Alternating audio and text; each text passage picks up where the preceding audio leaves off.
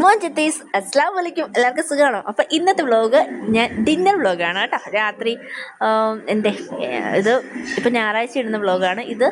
ഈ വ്ളോഗ് ശനിയാഴ്ചത്തെ വൈകിട്ടത്തെയാണ് കേട്ടോ.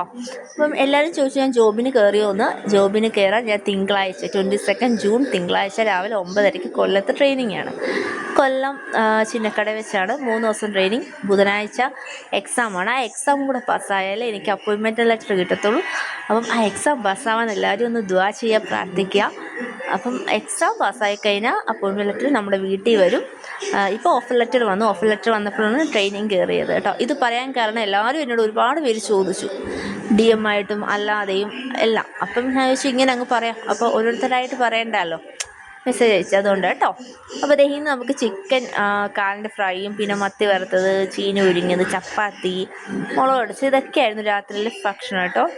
അപ്പോൾ ചിക്കൻ ഫ്രൈക്കകത്ത് ഞാൻ കോൺഫ്ലവറിൻ്റെ പൗഡർ ഇട്ടായിരുന്നു. പക്ഷെ അതുകൊണ്ടല്ലോ നല്ല ക്രിസ്പി ആയിട്ട് വന്നു, ടേസ്റ്റായിരുന്നു. പിന്നെ ഒരാൾക്ക് സോസൊക്കെ ഒഴിച്ച് കൊടുക്കുകയാണ്.